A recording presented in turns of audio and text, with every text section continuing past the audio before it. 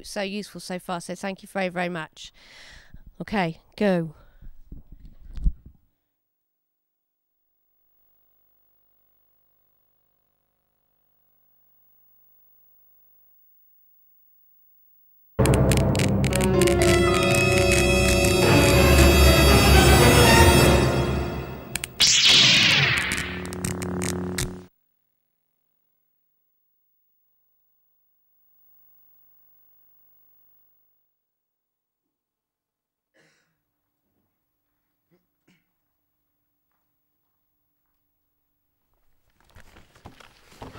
Right, we're Lost City Productions, and this is our short film story of a small town boy. And yeah, it's a first draft, so please don't be too mean.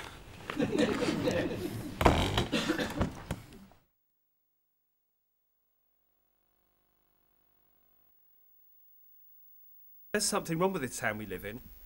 Okay, I hear you're saying it's no different to any other town. Well, that's the problem. It's no different to any other town, exactly. We all know the age-old stories of how towns were born.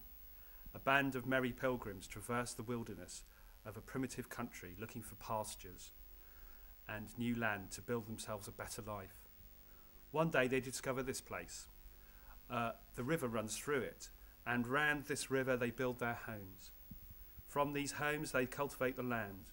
The land gives them food, which they eat, sell and trade. They have families, make money, find happiness. Others follow, work together and build themselves prosperity. Children are born, old people die, industries are formed, rules are set. Through the blood, sweat and tears of these people, dreams are made, not only for themselves, but for generations to come. A town, an entity with its own beating heart. So that brings us to now. We have tainted that heart by our complacency and neglect of the gift that our ancestors gave us. I walk the streets of this town and see things that would make them turn in their graves. Young people no longer stop to carry a pensioner's shopping across the road. They just walk on by, headphones in their ears, listening to some pop forgery of music. Girls are becoming mothers even before they finish secondary school. They spend their days watching 90s quiz shows, complaining about their lazy fathers, and sharing stories of lost adolescence. They claim that this was all that they were destined to amount to. That's wrong. In the age of feminist extremism and equal rights for all, our society should not still be intrinsically prone to accept that bearing a child and sponging off the welfare state is a life well lived. At what point did our attitude to authority change? These are the people that save our lives, protect our homes.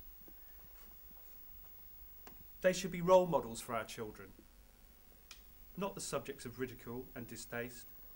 Disrespect is all too prevalent today. Our towns are stained by graffiti, present on every street. The ramblings of a disaffected youth. A generation bored and frustrated with their lives. People walk down the street, spit, dog shit is left on the pavement. They get drunk, they fight each other. It all stems from their fundamental desire to infuse their lives with some sort of rebellion against the system they feel has failed them from the day that they were born. With agricultural prowess comes the need for industrial work. Industrial work supplies the money to the families, and from this comes the need for retail and merchandising companies. It's a vicious circle. Without jobs, people cannot be prosperous. This breeds the discontent that manifests itself in the destruction of our towns. We no longer have the motivation nor inspiration to get off our sofas and change our lives. If our ancestors could create a settlement where everyone could be satisfied and aspire to more, we could break out of this poisonous mindset that holds us all in this godforsaken town. We are part of a generation that has built their lives upon the expectation that they can go on a reality TV show, find instant fame and fortune, without any true effort. This is all lies. The media feeds us this bullshit in an attempt to protect their gluttonous bourgeois lifestyle. If we as a nation become fully aware to the extent of the abyss we have slipped into, then we would fall into anarchy. The foundations built by our forefathers would be destroyed forever. So my plea to you is this: start dreaming again. Break out of this small town mentality. It doesn't matter if you're pitching to 1,000 ears or just one. Somebody, somewhere, is listening. Make a change in the world. One mind can change a million. Maybe it's yours. Maybe it's not. You won't know until you try, right?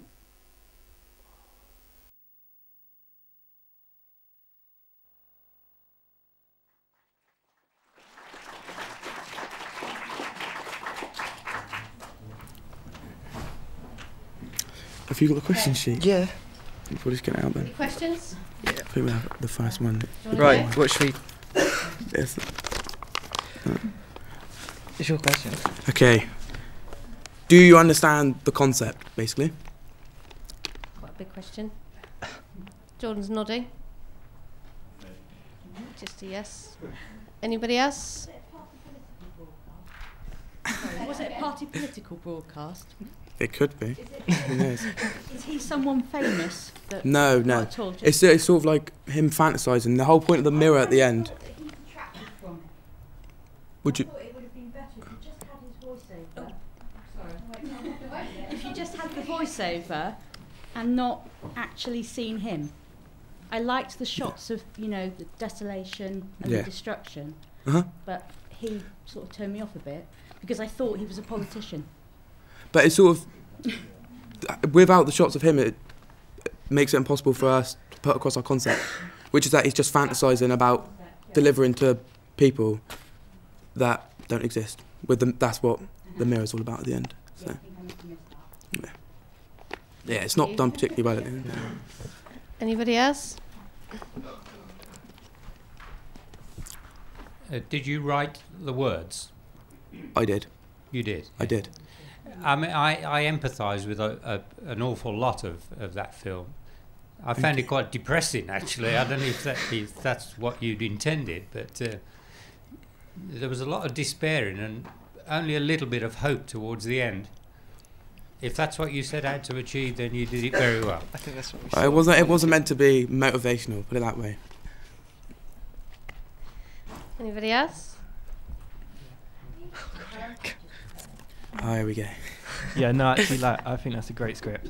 And, a lot of people think, oh, it's really brave to make a silent film when you're doing this, but it's probably easier to make a silent film because the script is probably the hardest part to write. So, you've used, it's a brilliant script with, it's bleak and it's depressing, and I wouldn't watch it over and over again, but it holds, a very poignant message in it, so really Thank good. you.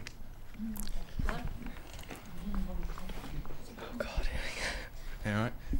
At the end, there's someone's holding the mirror. Was that just supposed to not be shown? It didn't. Was it? Could you see it? Yeah, you could see it pretty bad. Yeah, when we had it in the edit, you couldn't actually see it. So I guess that's probably. I genuinely never saw that. Just been the. No, it's here, probably yeah. just here, but no. that'd be something to just quickly sort out and edit in. That was Vanessa's We big shouldn't- part. But right. Yeah, the script was good. What the one about that said about the sort of thing. Obviously, that doesn't work for your concept, but that would also be a good idea. But if you want to do it like that, I feel like, sorry, Mino, wherever he is. Oh, fine. Right. Yeah. If it wasn't Mino, if you had a real actor doing something real dictatorship style, that could have been really cool, sort of thing. And then I would say even focus even more onto him. But yeah, it was cool. It was a great script. Oh, yeah. I'm actually thinking. Actually, it makes more sense that he lacks conviction. That's the when whole he's talking, point. Yeah, and he's it's lacking passion because he's fantasizing about the whole thing. So if he had sort of charisma as such, he would be a politician, a dictator, and then then you got to get a crowd, 1,000 or whatever. I don't know, but I like the fact that he lacks conviction because it adds to the fantasy. Yeah, it's meant to be just an ironic take on small town mentality because he's telling people to break out of it. Yet the bit where he's playing it into the mirror is essentially it embodies small town mentality anyway because he's just fantasizing. So. Have you got any other questions, boys? Do you reckon we could, like, would it be a good idea to add music to the background, or do you think that would probably detract too much away from what he's talking about? I said that. I said that. I feel already with where you had them all shots already, with music as well, it would be hard to concentrate on what he's actually saying. I think it's where you're trying to create this image, I think you wouldn't need music in the background. You just need him talking, maybe raise it up a bit because I could hardly hear it, but... Yeah, it wasn't... That wasn't actually our fault, I don't think. When we did have it in editing, we did actually have to lower the sound a bit so it wasn't going over. Oh, right. Yeah. But yeah, I think music would detract it away. Like, you'd be too distracted by that because it was just very strong. Some of the sentences. Thank you. Anybody else think anything about the music? I'm turning around at every noise now. Oh. Did you have another question, Levi? Yeah, just like one final one. Do you think we should change the balance of outside shots to shots of him? Because we've been thinking that maybe we should have a little bit more of him, or maybe we should have a little bit less of him. We weren't too sure, and we just wanted to find out views of that. Did we? Yeah, but I wanted to find out. Anybody? I'd had enough of him by the end. I'd had enough of him by the end, but I think that says a lot about how you presented it. I didn't have any sympathy with him in any way, but I wasn't quite sure why. But I'd had enough of him. I thought I've seen enough. What would you rather see? No, I think what they've done is great because I think that's the reaction they perhaps want. I don't know. Yeah. Yeah. Excellent. Okay. I think we don't get marked on acting, but I feel like if you did have like a better actor, no offense, Mino, then you would have been able to cut to him more often because obviously he would have had more passion to his face and stuff. Yeah, but I think what you've done so far is the best way to almost show the both sides without highlighting the fact that he wasn't like a professional actor.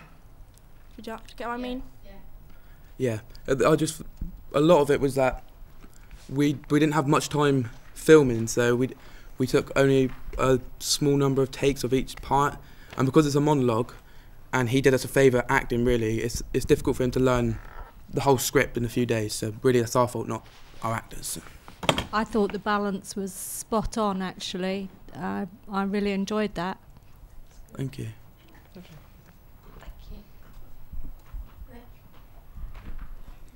I kind of want more of Mino.